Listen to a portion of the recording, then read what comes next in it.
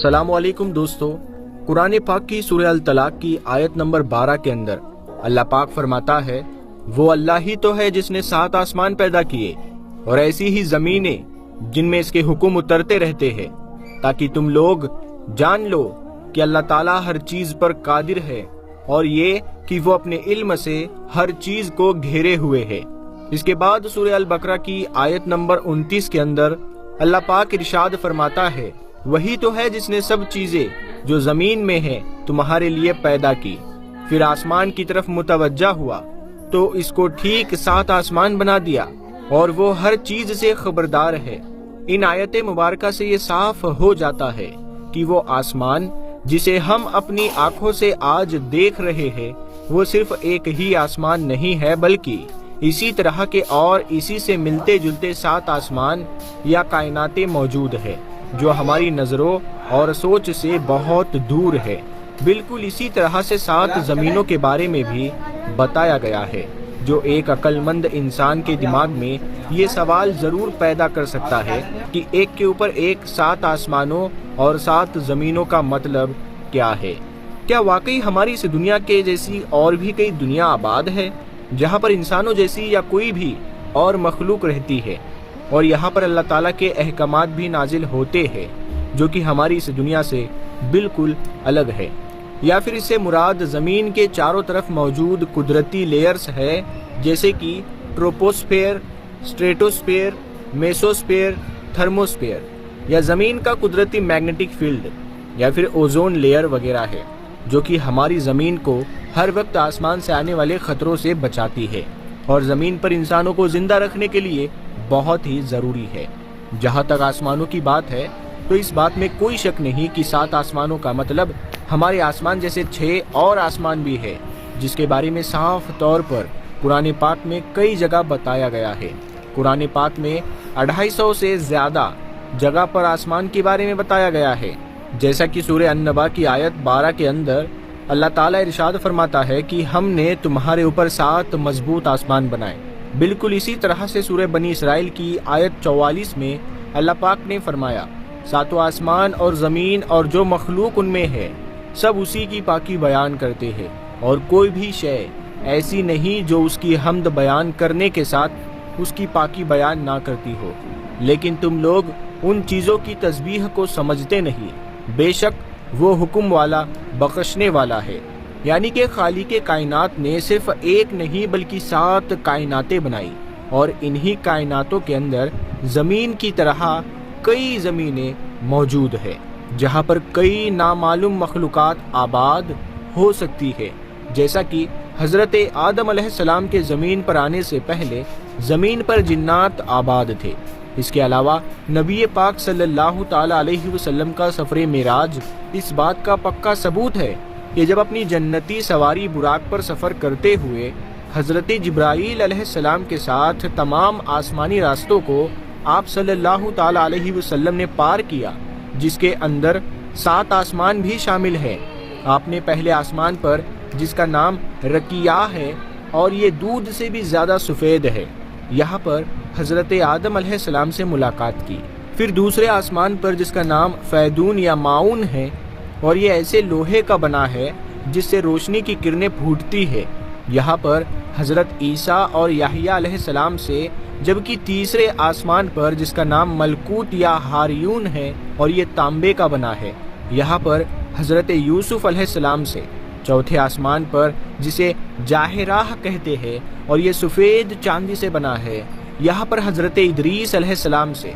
पांचवें आसमान पर जिसे मजीना कहते हैं और ये सुर्ख सोने का बना है, हज़रत हारून अलैहिस्सलाम से। यहाँ पर हमारे प्यारे आका सल्लल्लाहु ताला अलैहि वसल्लम की मुलाकात हुई। छठे आसमान पर जिसका नाम खालिसा है और ये चमकदार मोतियों से बना है, यहाँ पर हज़रत मूसा अलैहिस्सलाम से मुलाकात हुई। और सातवें आसमान पर जिसका नाम लाबियह या दामेह है और ये कीमती पत्थर यानी सुर्ख याकूत से बना है, यहाँ पर हज़रत इब्राहीम अलैहिस्सलाम से मुलाकात की। और इसी जगह पर बैतुल मामूर भी मौजूद है, यानी कि ज़मीन पर मौजूद खाना काबा की ही तरह एक और काबा जिसका हर वक्त 70,000 फरिश्ते तवाफ़ करते हैं اور جو ایک بار اس کا طواف کر لے اس کی دوبارہ زندگی بھر باری نہیں آتی۔ انہی 7 آسمانوں کے اوپر جنت اور جہنم موجود ہے، اور جنت کا ہر درجہ ایک ستارے کی صورت میں موجود ہے۔ اسی طرح جہنم کے بھی 7 درجے ہیں،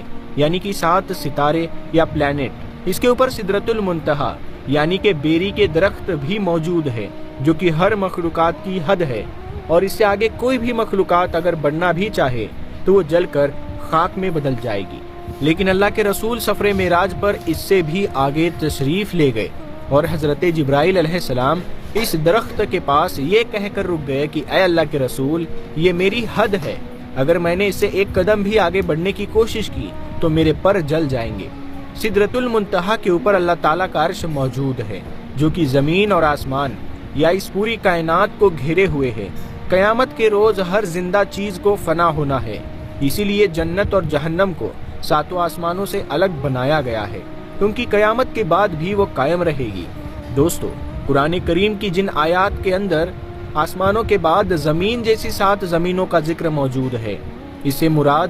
زمین کی تہ میں موجود کوئی لیئرز نہیں ہے، مثلا کرسٹ، میٹل اور کور وغیرہ، بلکہ انہی آسمانوں میں زمین جیسی کئی اور زمینیں بھی موجود ہے۔ اور ان آیات کے اندر زمین کا حوالہ دینے کا مطلب یہ ہے کہ وہاں پر بھی ہماری ارتھ کی طرح ہی کوئی زندگی موجود ہو سکتی ہے، اور یہ زندگی کس طرح موجود ہے ہم کچھ نہیں جانتے۔ اور اس کا اگزامپل دینے کی وجہ یہ ہے کہ زمین انسانوں کے زندہ رہنے کی جگہ ہے، اور انسان بھی اسی کے بارے میں جانتے ہیں۔ جب انسان کی موت کا وقت قریب آتا ہے تو اس کی روح کو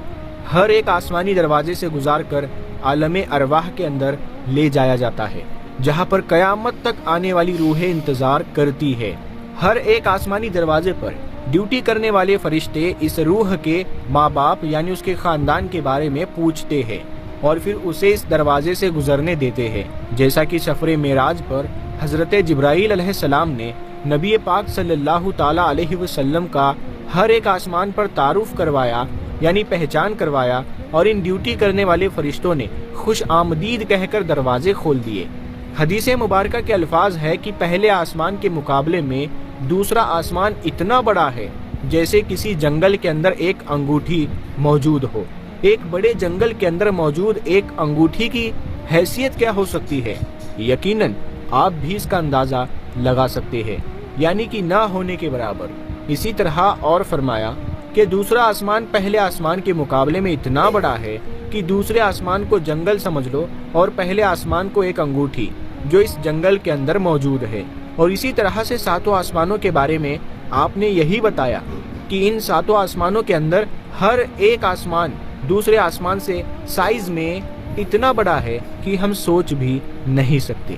جس کے اوپر اللہ کا عرش موجود ہے۔ اور اللہ کا عرش اتنا بڑا ہے کہ 7 آسمان اس کے سامنے جنگل میں پڑی ہوئی ایک انگوٹھی کے سائز کے برابر ہے۔ اللہ اکبر۔ اسی بات کو آج سائنس ملٹی ورس تھیوری کہہ کر کچھ اس طرح سے اس کی وضاحت کرتی ہے کہ ہماری اس دنیا جیسی کئی اور دنیا بھی موجود ہے جو ایک دوسرے سے الگ الگ ہے۔ اس پر دنیا کے سبھی سائنٹسٹ یقین رکھتے ہیں، جیسے مشہور کاسمولوجسٹ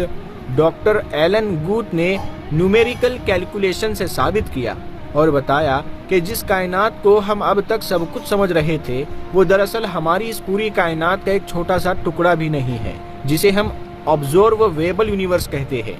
بلکہ اصل کائنات یعنی کہ نان آبزرویبل یونیورس اس کے مقابلے میں 3 × 10⁻23 ٹائم گنا بڑی ہے۔ یعنی کہ ایسی کائنات جسے ہم نہ تو دیکھ سکتے ہیں اور نہ ہی کبھی اسے دیکھ پائیں گے۔ آبزرویبل یونیورس جس کو ہم اب تک دیکھ پائے ہیں اس کا سائز ہے 46.5 بلین لائٹ ایئر، جسے اگر ڈاکٹر ایلن کے مطابق ایکچوئل یونیورس کے سائز یعنی کہ 3 × 10⁻23 سے ملٹیپلائی کرے تو پہلے آسمان کا اصل سائز سامنے آتا ہے، جو کہ 4.28 × 10⁻23 بنتی ہے۔ یعنی کہ ایک آسمان سے دوسرے آسمان تک کی دوری،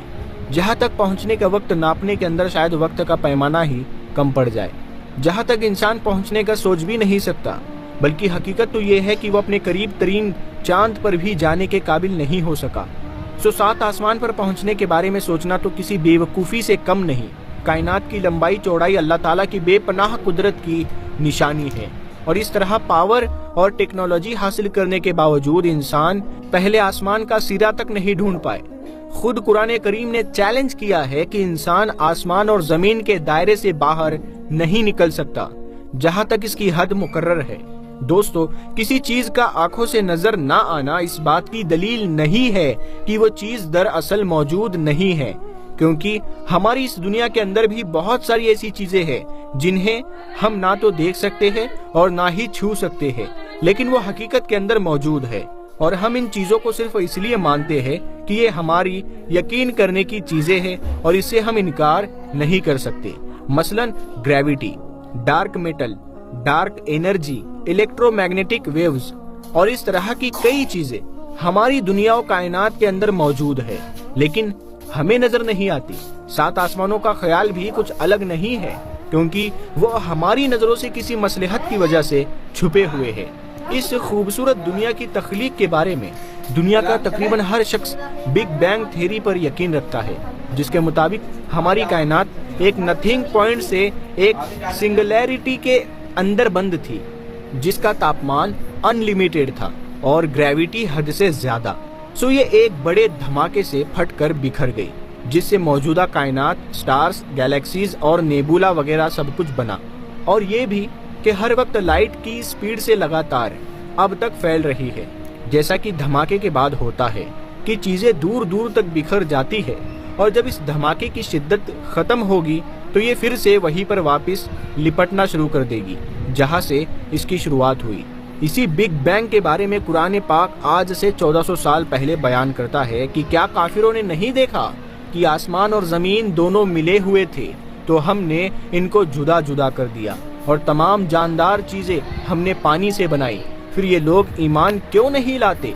जबकि इस कायनात के खत्म होने के बारे में अल्लाह पाक फरमाता है कि क्या तुम नहीं देखते कि जितनी चीजें जमीन में हैं सब कुछ खुदा ने तुम्हारे इख्तियार में दे रखा है, और कश्तियाँ भी जो इसके हुक्म से दरिया के अंदर चलती है, और वो आसमान को थामे रखता है कि जमीन पर वो गिर ना पड़े, मगर इसके हुक्म से बेशक खुदा लोगों पर निहायत मोहब्बत करने वाला और मेहरबान है।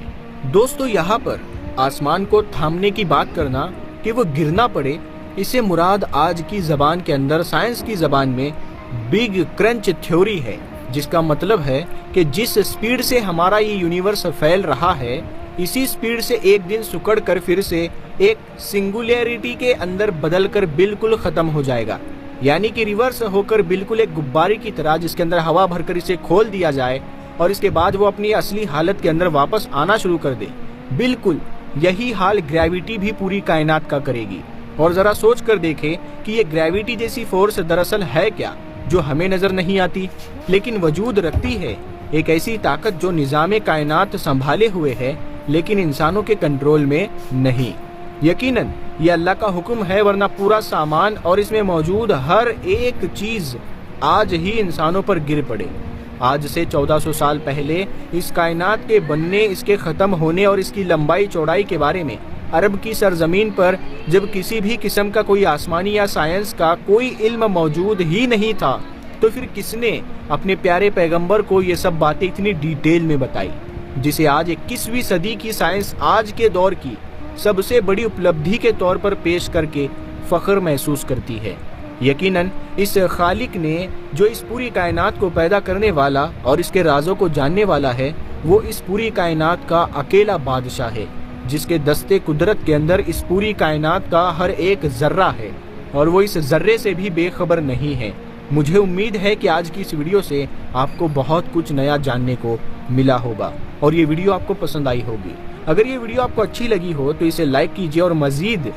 इस तरह की इन्फॉर्मेटिव वीडियोस के लिए इस चैनल को ज़रूर सब्सक्राइब करें। हम मिलते हैं एक अगली वीडियो में, तब तक के लिए अस्सलाम वालेकुम, अल्लाह हाफिज़।